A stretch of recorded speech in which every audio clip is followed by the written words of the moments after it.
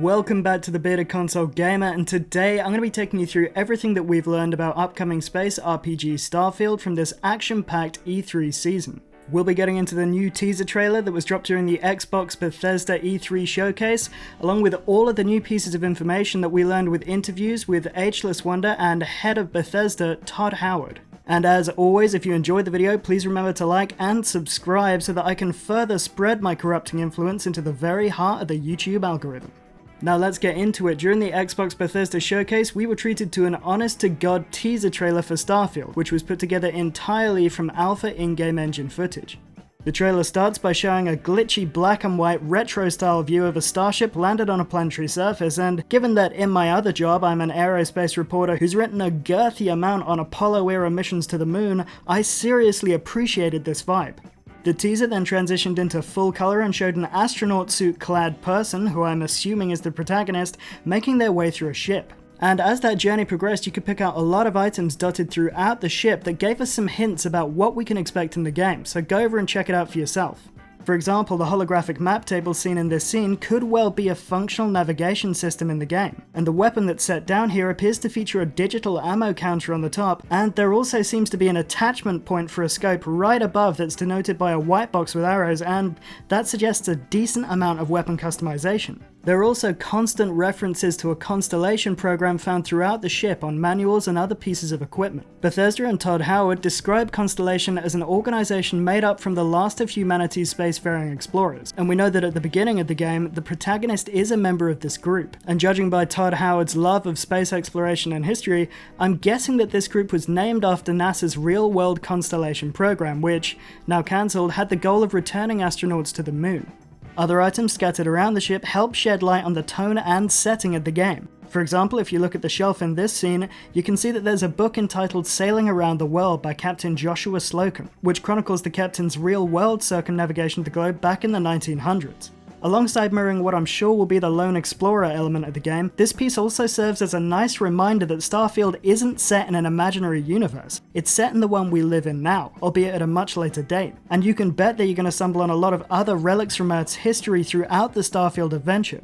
Moving on, and a little later in the trailer, a collection of cool mission patches can be seen adorning the interior of the ship. Now these are extremely similar to those given to astronauts in the real upon setting out into space, and this one in particular looks like a variation on the patch for Space Shuttle Atlantis' STS-132 mission. So these are basically here to tell us that the protagonist, whoever they are, is a veteran of spaceflight with a lot of history and accolades to their name.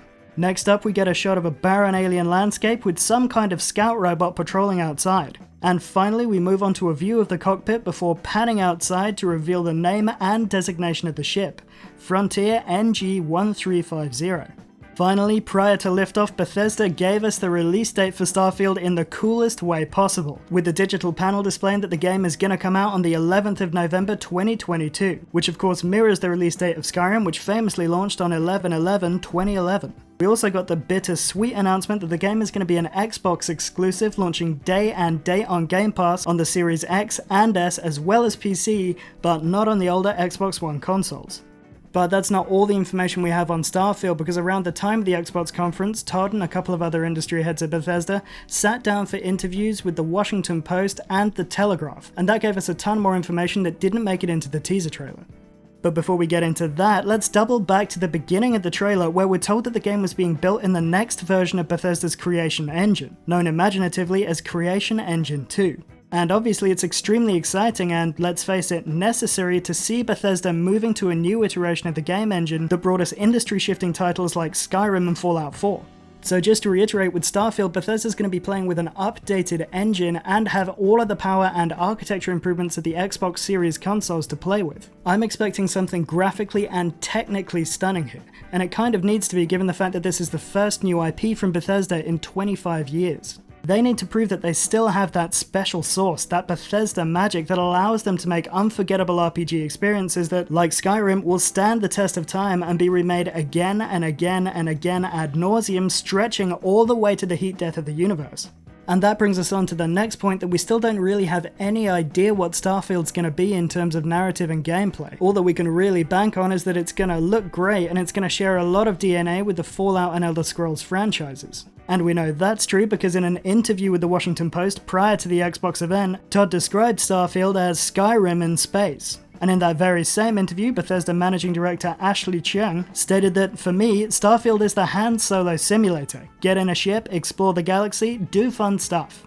And whilst that gives us a pretty decent idea of the smooth-talking, gun-slinging, Nord-dragon-shouting, tomb-plundering, spaceship-owning vibe that they're going for, we still need to be careful here when using terms like explore the galaxy, as Ashley Chung did right there. Because whilst the game is described as being set among the stars, players shouldn't expect an endless universe to explore, as is the case in Frontier Development's Elite Dangerous and Halo Games' No Man's Sky.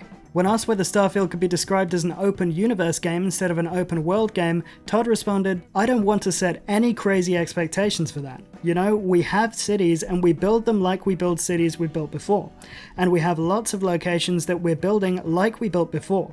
So based on that, we really shouldn't be expecting any procedurally generated vast open worlds. Instead, it seems like we're going to get a sci-fi version of the tried and tested Bethesda world building formula that we've seen before." And in my opinion, that can only be a good thing. I mean, look at the love that went into the world of Skyrim, the architectural changes when you travel from Windhelm to Whiterun to Markarth. Bethesda tells a story of the people who live there through the buildings themselves. And then we get the ruins and the natural caves that are filled with trolls and spiders and undead skeletons. I cannot wait to see that same level of world-building acumen and attention to detail applied to a sci-fi setting. And we're also going to see that same Bethesda touch to character creation at the outset of the game. According to multiple interviews, Starfield is set to have a robust character creator that'll let you customize the look of the protagonist and their backstory. These choices will apparently affect how the game unfolds, and that idea was reinforced in the Telegraph interview when Todd explained that Starfield would be a bit more hardcore of a role-playing game than we've done in the past. In that same interview, we're told that the game is going to be playable from both first and third person perspectives, and that there's going to be both alien and human NPCs to find and interact with throughout the journey. So hopefully we're going to avoid a Fallout 76 situation where the world feels startlingly bare of content. In fact, it sounds like it's going to be quite the opposite, with Big Todd explaining that there's a ton of things to do in the game, from story missions to Skyrim-esque side quests. We also now know that, along with the robots seen patrolling outside of the ship in the trailer, that there's going to be a number of other mechanized helpers that'll be aiding the player throughout the game.